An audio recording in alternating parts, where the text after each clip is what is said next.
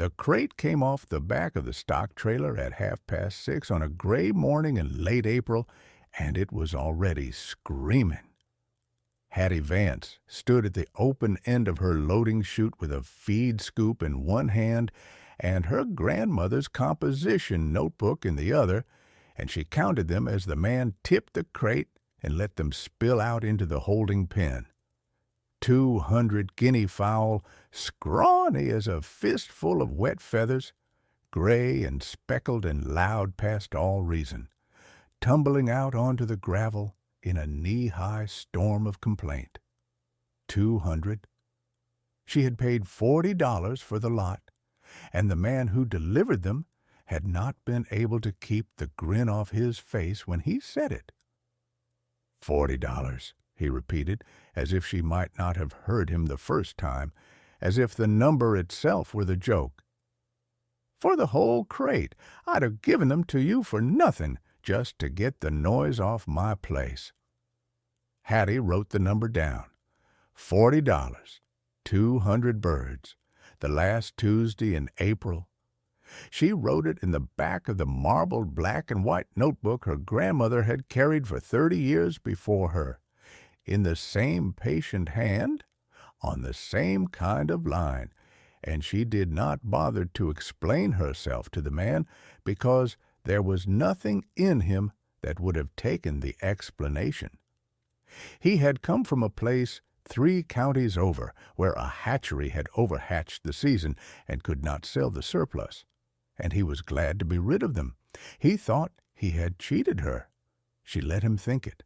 The guineas were a sorry-looking thing to behold, and there was no use pretending otherwise. They were 6 weeks past Keats, and not yet grown into themselves, all neck and leg and that strange bald vulture knob of a head that gives a guinea its homely look. Their feathers had come in patchy. Some had bare pink stretches along the breast, where they had picked at one another in the crowding of the hatchery pens. They did not stand still the way chickens stand still.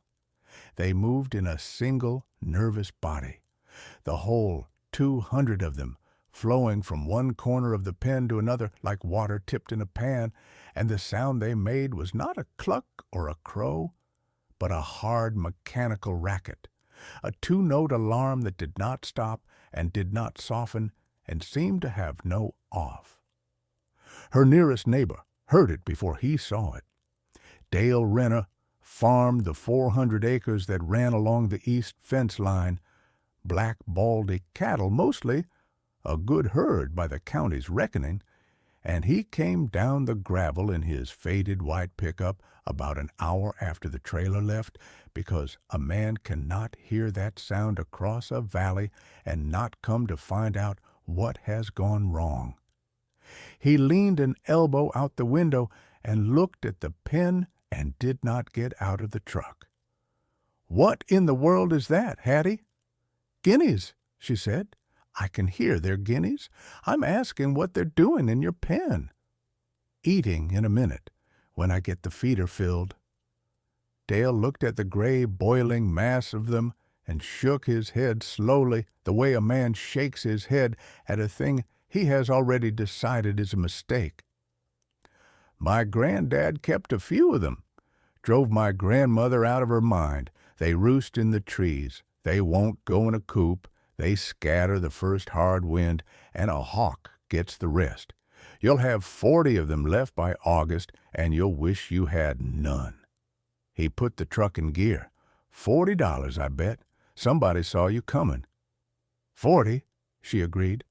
He drove off shaking his head, and the dust of him hung in the still morning air a long time after the white of the truck was gone. Hattie filled the feeder. She did not chase the birds. She knew better than to chase them. She set the trough where they could find it, and she filled the waterers, and she went back up to the house. And behind her, the 200 guineas screamed at the empty sky as if the sky had done them a personal wrong. The whole county would tell this part wrong later, as if Hattie Vance had bought 200 guinea fowl on a whim, the way a foolish woman buys a thing she sees in a window. She had not. She had bought them for a reason, and the reason was written down in the front of the same notebook in which she had just recorded the price, in a hand that was not hers but her grandmother's, in entries that went back further than Hattie's own memory of the place. The reason was the ticks. Nobody who has not lived through it can be made to understand a true tick year. And the Ozark foothills where Hattie farmed her 220 acres had been building toward one for 3 seasons running. It had been mild winters, one after another, the kind of winter that does not get cold enough or stay cold enough to kill anything back. And the ticks had come up out of those mild winters in numbers that made the old men go quiet. Lone star ticks mostly, the ones with the white spot on the back, and the little dog ticks, and worse than either, coming in along the deer trails, the small dark ones that carry the fevers. They came up out of the leaf litter and the tall grass in a tide, and they did not stop at the property lines, and they did not care whose pasture they crossed. Hattie had seen what they did to cattle. A heavy tick load on a cow is a slow theft. The animal stands in the shade when it ought to be grazing, switching and stamping, rubbing itself raw against the posts, and it does not put on weight the way it should, and the calves come up thin, and the milk drops off, and underneath the tail and around the ears the ticks hang in clusters you do not want to look at twice. The old hands called it tick worry. The vet called it anaplasmosis when it turned bad, and a man named Couch had lost a good cow to it in March, and a heifer in the second week of April, and he was not the only one who would lose stock before the summer was out.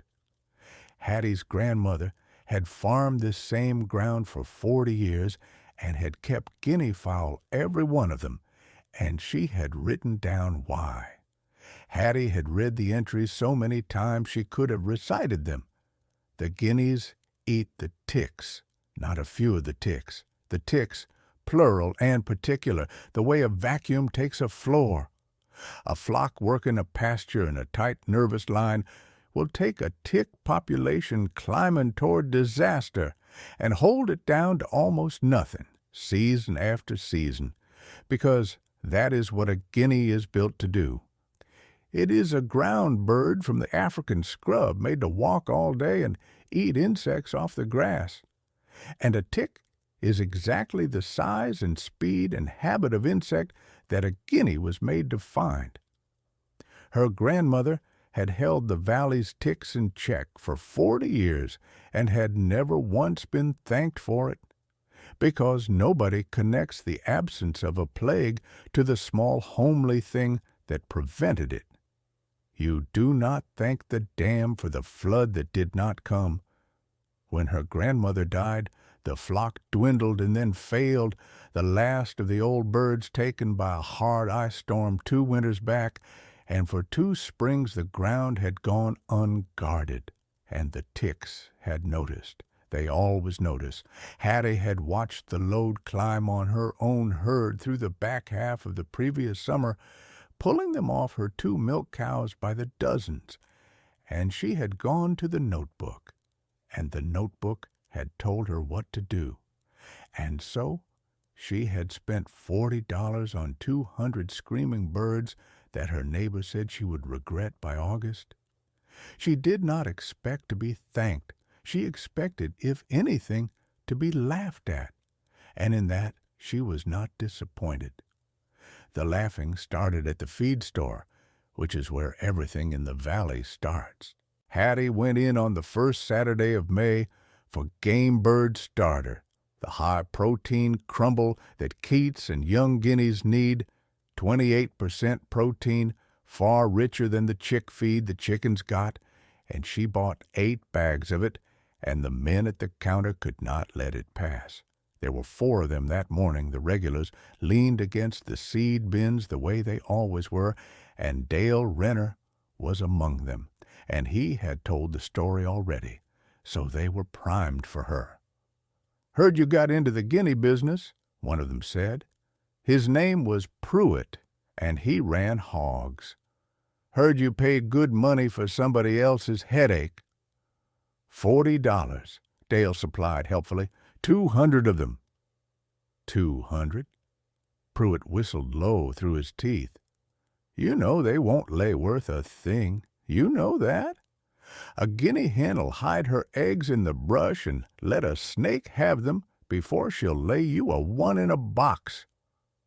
"I'm not keeping them for eggs," Hattie said. "Meat, then? There's no meat on a guinea. It's all leg and noise." "Not for meat, either." That stopped them for a second, because it had not occurred to any of them that a person might keep 200 birds for a reason that was not eggs and was not meat, and the silence of their not understanding was its own small comedy. Then Pruitt laughed, and the rest of them laughed with him, and the laugh was not a cruel laugh. It never was in that valley. It was the easy laugh of men who are certain of the ground they stand on and are watching someone step off it. "Well," Pruitt said, hefting one of her feed bags up onto his shoulder to carry it out for her, because they were not unkind men, only sure of themselves. "You let us know how that works out. 200 guineas, Lord." And he set the bag in the bed of her truck and stepped back and shook his head, and that head shaking followed Hattie all the way out of the gravel lot, the same slow side to side that Dale had given her over the pen, the gesture of a whole valley deciding she was a fool. She drove home, and she filled the feeders, and she opened the notebook on the kitchen table that night, and she wrote it down. First Saturday of May. 8 bags of game bird starter, 28%. The men at the store laughing. She wrote that down too, not because it stung, though it did, a little, but because the rule her grandmother had drilled into her was that you write down everything, the weather and the prices and the things people say, because the whole point of a record is that it lets the truth settle out of the noise, given enough time. Time was the one thing she had. She had the whole summer. The work of those first weeks was the work nobody saw, because there is nothing in farming less dramatic than keeping 200 young guineas alive long enough to do their job. Dale had been right about one thing. Guineas are not chickens. A chicken wants to be kept. A guinea wants to be free, and the only way to teach a guinea where home is to make it believe it has always lived there, and that takes patience past the point most people will go. She kept them penned for the first 6 weeks, the whole flock. In a converted run she had spent 2 weekends wiring tight against hawks and owls. With a low shelter they could crowd under in the rain. The rain was the enemy. A wet guinea keet, even a half-grown one, will chill and die faster than you would think a living thing could quit. And guineas, who are wonderful at many things, are catastrophic mothers, leading their broods out through wet morning grass until the keets soak through and drop, which is why a hatchery raises them and why so many of these had survived to be sold at all. So Hattie kept hers dry. She kept them dry and fed on the rich starter and the waterers clean. And she lost some, the way you always lose some, 11 of them in the first 3 weeks to the ordinary attrition of young birds. And she wrote down every one of the 11, so that the number in the notebook would always be true. And she watched them. She sat on an overturned bucket at the edge of the run in the evenings and watched the way the flock moved, The way the older Keats led and the younger followed, the way the whole 200 would freeze at the shadow of a passing buzzard and then flow on. She was learning them. Her grandmother had written that you must learn a flock before you can trust it loose, that a flock that knows its ground will come back to it, and a flock that does not will scatter to the four winds and feed every fox in the county. And the difference between the two is 6 weeks of patience and a handful of millet thrown in the same place at the same hour every evening. So every evening at dusk she threw the millet in the same spot by the gate of the run, and she made the same low sound in her throat that her grandmother had made, a sound that meant food and safety in here, and the guineas came to it. By the end of the 3rd week they came running. By the end of the 5th they came at the first note, 200 birds pouring toward the gate, and that was the morning Hattie knew it was going to work, though she told no one, because there was no one to tell who would not have laughed. Dale came by twice more during those weeks, on the pretense of one thing or another, a borrowed post-hole digger, a question about the shared fence, and both times his eye went to the run, and both times he counted, the way a stockman counts without thinking, and the second time he said, "You're down some." 11, Hattie said. "Lost 11. You'll lose more than 11 the day you let them out." He said it not unkindly. He said it the way you tell someone the truth they do not want, because you would rather be the one to tell them. First hawk that sees that flock loose, you'll lose a dozen in an afternoon, and the rest'll roost in your oak trees and never see the inside of a pen again. My granddad— I know about your granddad." He stopped. He looked at her a moment, and something in her steadiness made him close his mouth on whatever else he had meant to say, and he nodded slowly and got back in his truck. But before he pulled away, he leaned out the window one more time, and there was something almost gentle in it, the way an older man is gentle with a thing he is sure is going to be hurt. "I'm not laughing at you, Hattie. I want you to know that. Your grandmother was a fine woman, and she knew this ground better than anybody. But she's gone, and a flock of guineas is a young person's foolishness, and you got real cattle to think about and a tick problem on you like the rest of us. I lost a calf to the fever week before last. Did you know that? A good calf." He shook his head.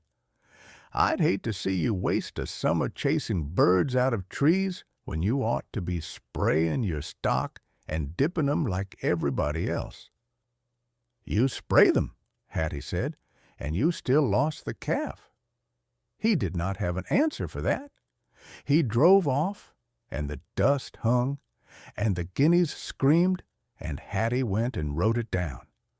Dale lost a calf to the fever. He sprays and dips and still lost a calf. She underlined it once, the way her grandmother underlined the things that mattered, and she closed the notebook and set it on the shelf above the table where it lived, on the shelf with all the others.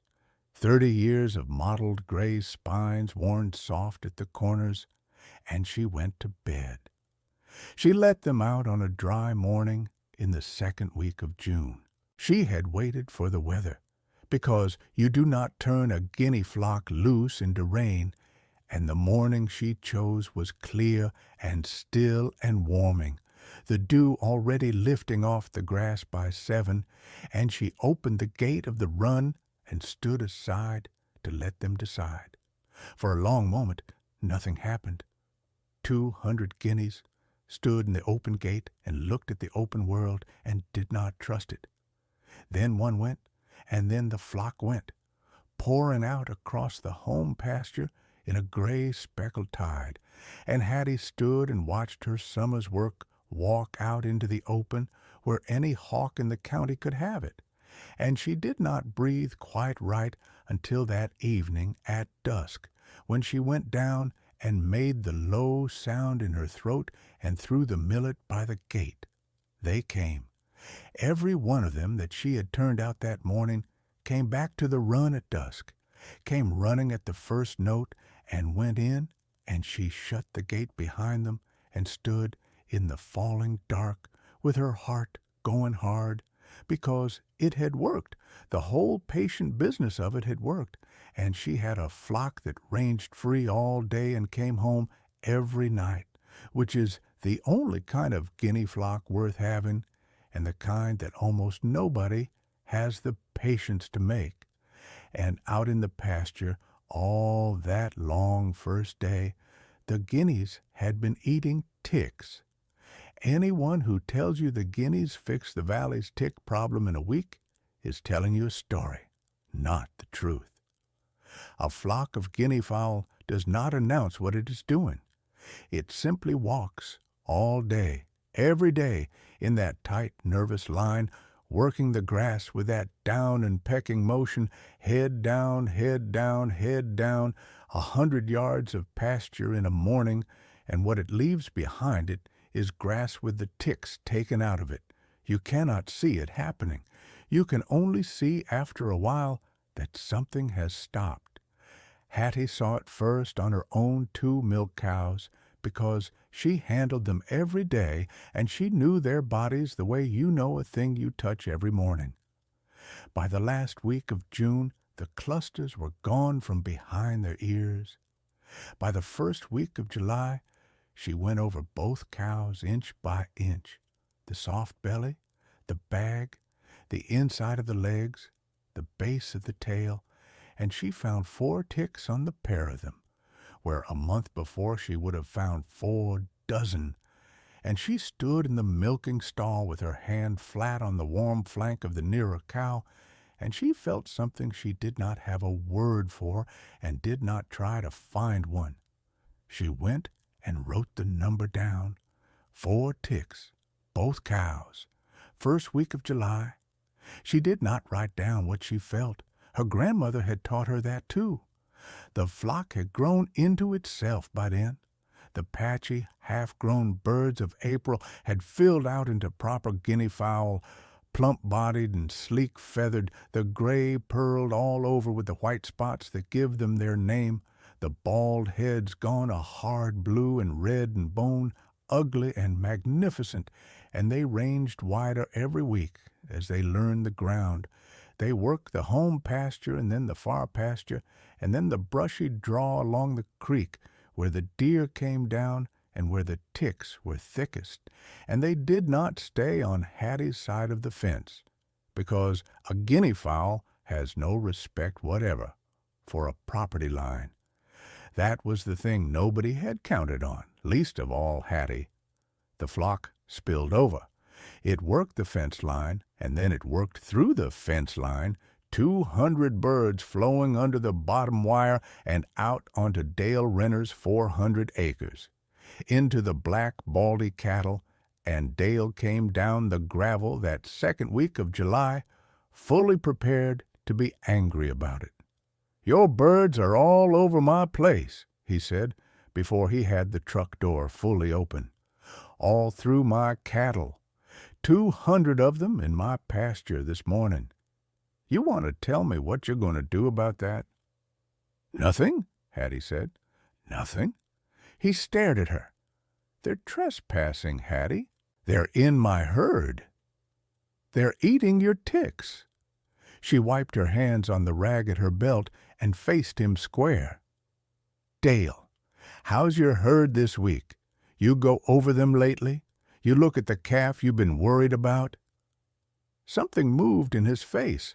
She watched it move. He was a stockman, and a stockman cannot help knowing his own animals. And he had gone over that herd, of course he had, because a man who has lost one calf to the fever goes over the rest with his heart in his throat. "That doesn't mean—" he started. "How many ticks did you pull off your worried calf this week?" He stopped. The morning was very quiet around them, just the far-off racket of the Guineas working somewhere in his own brush, the sound he had driven down here to complain about. "None," he said finally. He said it slowly, as if he were hearing himself say it for the first time. "I didn't pull any off her. I figured the dip finally took." "You dipped her 3 weeks ago. You told me yourself it never held more than 10 days. Hattie let that sit. "The dip didn't take, Dale. The birds took. They've been in your draw for 2 weeks. You've got 200 guineas working your place for free, and you came down here to yell at me about it." Dale Renner stood in her gravel yard with one hand still on the open truck door, and for a long moment he did not say anything at all.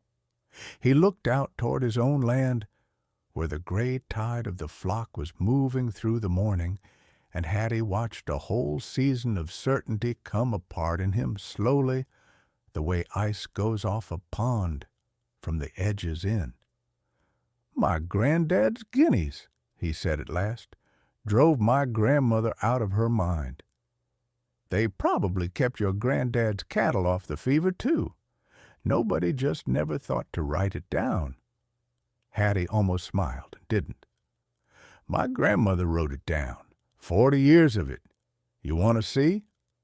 He didn't, not that day.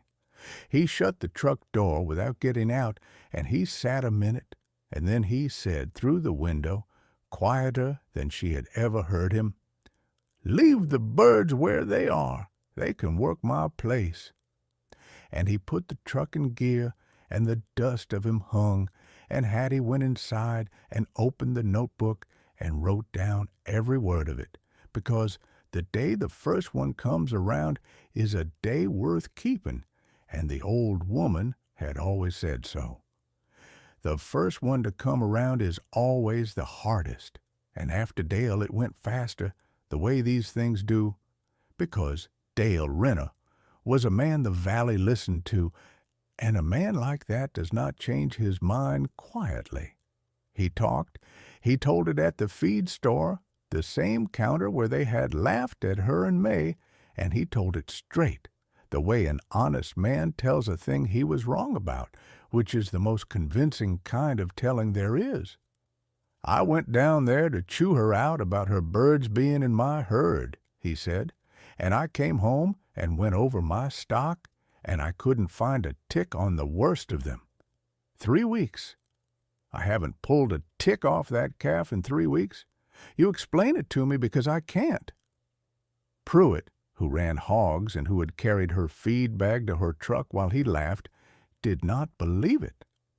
Pruitt was a man who needed to see a thing himself, and he had a tick problem of his own that summer, worse than most, because hogs root in exactly the leaf litter where the ticks live, and by late July he had a sow gone listless and off her feed in a way he did not like. So Pruitt drove out to Hattie's place on a hot Thursday at the end of July, and he did not come to apologize. He came to argue, which is its own kind of progress. "Renner's telling everybody your birds cleaned out his herd," Pruitt said, standing by his truck, not getting out, the way they none of them got out at first. "I don't believe it. A bird doesn't clean a tick problem. You spray a tick problem. You dip for a tick problem. A bird's a bird." "Come look at my cows," Hattie said. "I'm not. You drove all the way out here to tell me I'm wrong. Come look at my cows and tell me I'm wrong with your own eyes, or go home and keep guessing. Your choice." She was already walking toward the milking shed, and after a moment, grumbling, Pruitt followed, because a man who has driven out to win an argument cannot very well drive home without having it. She put the nearer cow in the stanchion, and she stood Pruitt at the animal's flank, and she said, "Go ahead. You know where to look. Behind the ears, under the tail, the soft of the belly, inside the legs. You've pulled enough ticks this summer. Find me one." And Pruitt, who did know where to look, went over that cow with the rough thoroughness of a man who has handled stock his whole life. And Hattie stood back and let him, and the longer he looked, the slower his hands got. And at the end of it, he straightened up and stepped back, and there was a look on his face that she would remember a long time. "That's a July cow," he said. It was not quite a question. "That's a July cow that 200 guineas have been keeping clean since the second week of June. Go look at the belly again if you don't believe the ears." I believe the ears. Pruitt took his cap off and ran a hand back over his head and put it on again, the gesture of a man buying himself a second to think. "My sow's sick, Hattie. Off her feed 4 days. I've been telling myself, it's the heat. It's not the heat, it's the load. Hogs root the leaf litter, they pick up worse than cattle." Hattie let the cow out of the stanchion. "I can't sell you the birds. I need every one of them. But your place runs right up against mine on the south, and a guinea doesn't know a fence from a hole in the ground. You leave your south gates open between your draw and my creek line, and don't run them off, and don't let your dogs at them, and give it 3 weeks. That's all I'll promise you. 3 weeks." Pruitt looked at her a long moment. "Why would you do that, after May, after we stood at that counter and laughed at you?" "Because my grandmother kept this whole valley off the fever for 40 years and never said a word about it and never got a thank you, and I don't farm to be thanked." Hattie wiped her hands on the rag. "And because a sick sow is a sick sow, and I'm not the kind of woman who lets an animal suffer to make a point. Open your gates." He opened his gates, and 3 weeks later, in the 3rd week of August, Pruitt's sow was back on her feed and rooting like a young thing, and the flock had worked the leaf litter of his draw down to bare, clean ground, and Pruitt drove out to Hattie's place a 3rd time, and this time he got out of the truck. She was at the run when he came, throwing the evening millet, and the flock was pouring in around her ankles, and Pruitt stood at the gate with his cap in his hand and watched the whole gray racket of it for a while before he said anything. "That sow's eating," he said finally. "I heard." "You heard?" He turned his cap in his hands. "Renner tell you? Dale tells everybody everything. You know that." "Yeah." Pruitt watched the bird settle. "She was off her feed 4 days. I had the vet half talked into coming out, and I was sure I was about to lose her, and then your birds got into my draw, and inside of 2 weeks she's up and rooting, and there's not a tick on her I can find. I've been farming hogs 26 years." He shook his head slowly. 26 years, and I never once thought a bird could do what a needle couldn't." "It's not magic, Carl." It was the first time she had used his given name, and he noticed it. "It's just that a tick has to leave the animal sometime to drop off and lay, and it has to cross the grass to find the next one, and a guinea spends the whole livelong day walking that grass with its head down, looking for exactly that. You can't dip a pasture. You can dip a hog, and the dip wears off in 10 days, and the pasture's still full, and the hog walks right back out into it. The birds work the pasture. That's the whole of it." Pruitt was quiet a moment. "My granddad would have called that witchery. My grandmother called it Tuesday." Hattie threw the last of the millet. "She did it for 40 years. Nobody noticed because nothing happened. That's the trouble with doing a thing right. When it works, it looks like nothing's happening at all." "I want to say something to you," Pruitt said, and he said it carefully, the way a proud man says a hard thing. "At the feed store in May, I carried your bag and I laughed at you, and I told the others you'd been took for $40. And I want to—" "You don't have to." "I do, though." He put his cap back on.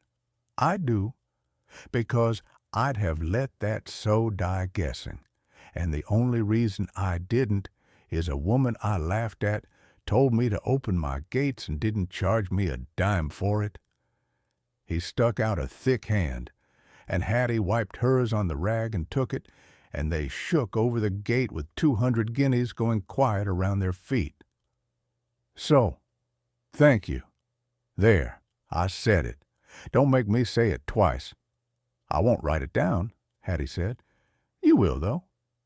"I will," she admitted, and almost smiled, and this time she let it come.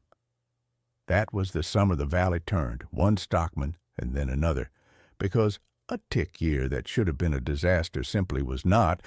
On the places that ran up against Hattie Vance's 220 acres, and was on the places that didn't. The turning happened at the feed store counter, the same counter where they had laughed in May, with Dale Renner's finger in the dust and Couch standing across from him, not wanting to hear it. "Here's Hattie's place," Dale said, drawing a square in the dust. "Here's mine, butted up against it. Here's Pruitt on the south." 3 squares, side by side. "Now, the birds range this far." He dragged a wide circle around the 3 squares with the side of his hand. "On this side of that line, inside it, nobody's lost an animal to the fever since June. Not one. Me, none. Pruitt, none. On the outside of it—" He tapped the dust well clear of the circle, hard, twice. "That's you, Couch. How many'd you lose since June?" Couch did not answer right away. He ran a hog and cattle place on the far ridge, the high, dry side, and he was a stubborn man who had buried more stock that summer than anyone in the room. "That doesn't prove a thing," Couch said. "Could be the ground, could be the water, could be a dozen things." "Could be," Dale agreed. "How many, though?" 4 head. Couch said it low. "And 2 more I'm watching." 4 head and 2 watching, on the outside of the line, and not one animal on the inside of it. Dale wiped the dust map off the counter with his sleeve, slow and final, a case already closed. "You can call that the ground if you want, Couch. I called it the ground, too, right up until a woman I'd laughed at stood me in front of a clean July cow. You go look at her cows, then come tell me it's the water." Couch did not go that week. But the men who had shaken their heads in May came around through August and September, and they came the way men come around, which is sideways with an excuse, never quite an apology. They came to look at a fence or to return a tool, and their eyes went to the flock, and they stayed to ask a question or two, and the questions were always the same. "How'd you teach them to come home?" one of them would say, hat in hand at her gate. "Same hour, same spot, same sound, every evening for 6 weeks. Hattie would answer, "Miss a single night in the first month, and you start over. After that, they're yours for good." "And the young ones, what do you feed them?" "Game bird starter, 28%, not the chick feed. They'll die on chick feed, and you'll never know why."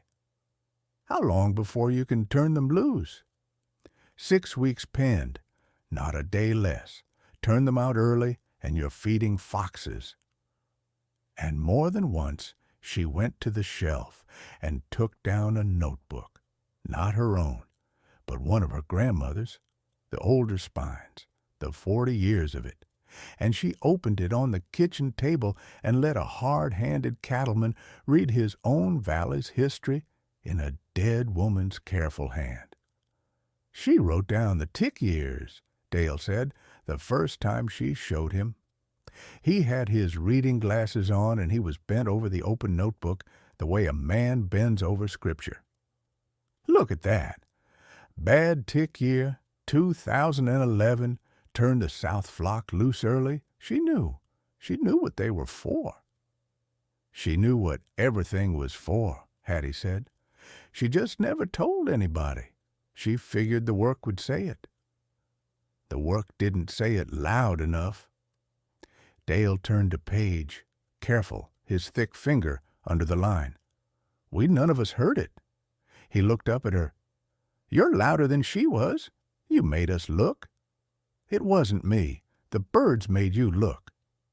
Hattie took the notebook back and closed it gently. I just wrote it down. By the first frost, the laughing was finished. It had been finished for a while by then, but the first hard frost of October is when the valley admits a thing to itself, when the killing cold comes down and lays the ticks back for the year, and a man takes stock of what the summer cost him. And the stock that fall came out lopsided in a way nobody in the valley could pretend not to see. Couch, on the far side, away from the birds, had lost 4 head across the summer to the fever and had 2 more he was watching through the winter. Dale Renner, whose 400 acres the flock had ranged all summer, had lost the 1 calf in June, before the birds got into his draw, and not a single animal after.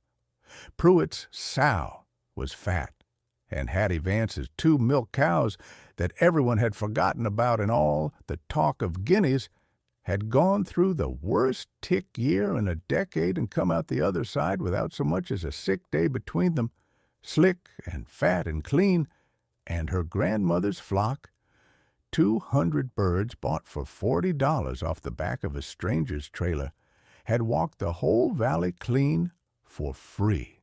They roosted in her oak trees now. Dale had been right about that, too. By October, not all of them came into the run at night any more. The grown birds had taken to the high limbs of the oaks behind the house, where no fox could reach them, and the owls mostly couldn't either. And on a cold, clear evening, Hattie could stand in the yard and look up and see them settled high in the bare branches against the last of the light, gone quiet at last, the racket of the day folded up under their wings until morning. She had lost some across the summer, to a hawk here, a fox there, a stray dog once that cost her 4 birds, before Pruitt of all people came and helped her run it off. She had counted them honest, every loss, into the notebook. Dale had said she would have 40 by August and would wish she had none, and she had 173 in October, sleek and grown and clean, of the valley's worst plague, and she had written every number down so that the truth of it could never be argued with. On the night of the first hard frost, she did the thing her grandmother had always done, the thing that the entries always ended with. She sat down at the kitchen table under the lamp with the season's notebook open in front of her, and she totaled the year. She wrote the count, 173 birds wintering, down from 200 bought in April. She wrote the cost, $40 for the flock, and the feed across the summer against it. She wrote, in the careful hand her grandmother had taught her, the thing the summer had proven, which was not a number, and could not be made into one, but which she put into words anyway, because words written down outlast the men who laughed at them. 200 guineas, she wrote, $40. The valley said I'd been cheated. By October, the only stock lost to the fever was on the places the birds couldn't reach. The method holds. It always held. She underlined it once. Grandma was right. And then she did the last thing, the thing that closed the book on the season and opened it on to the next. She read back over what she had written, the whole season of it, the $40 and the laughing men, and the 4 ticks in July. And the morning Dale Renner could not find a tick on his worried calf, and could not say why. And then she closed the marbled black and white cover, and she got up, and she carried the notebook to the shelf where the others lived, the 30 years, and now 31 years of them, her grandmother's spines, and now hers among them, indistinguishable, the same hand, the same patient line, and she slid it into its place, where it would wait for whoever came next, and the record of it would be there, written down and unarguable, for as long as anyone cared to read it. Dale came by once more before the snow. He brought a thing she did not expect, which was a notebook of his own, a brand new one, the cheap kind from the feed store, still stiff in the spine, and he set it on her kitchen table almost shyly, a big weathered cattleman embarrassed by his own hands. "I want to start keeping it," he said, "like she did, like you do. The tick years, what works, so the next fella doesn't have to learn it from scratch the way I about did." He turned the new notebook on the table so it sat square. "I don't rightly know how to start one." Hattie looked at the stiff new spine of it a long moment.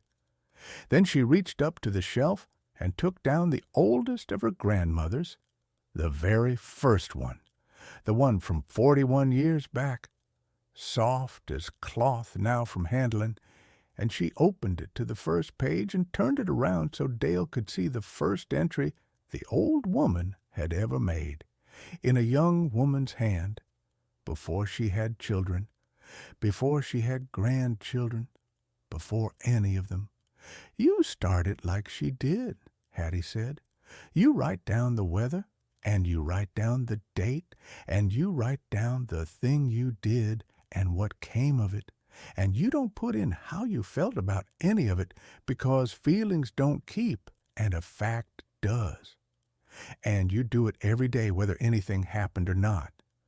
And someday you're gone, and somebody who never met you reads it, and they know what to do." She turned the old notebook back around to face herself and laid her hand flat on the open page. "That's the whole of it. That's all she ever did. She just never stopped, and she never told anybody it mattered, and she let the work say it after she was gone." Dale looked at the open notebook, at the dead woman's young hand, at 41 years of weather and prices, and the small unthanked work of keeping a valley off a plague nobody knew was coming. $40, he said quietly, shaking his head. But it was a different headshake now, the same motion turned all the way around to its opposite. Wonder where there had been certainty. 200 guineas, and the whole valley laughed. "They did," Hattie said. She closed the old notebook and set it back on the shelf, in its place, with the others. "Write that down, too. It's part of the record. If this story found you at the right moment, share it with someone who has been told that the ground they are standing on is not worth the trouble, that the thing they know is foolishness, that the work they do quietly does not matter, because nobody can see it being done. Drop your city in the comments. Tell me where you are watching from tonight, and if you have ever kept on doing a thing you knew was right, while the whole world shook its head at you and lived long enough to see it proven, I want to hear about it. Every comment gets read, because somewhere out there is a woman on an overturned bucket at the edge of a pen, watching 200 homely birds she paid $40 for, knowing something the whole county hasn't figured out yet, and writing it down so that someday somebody will.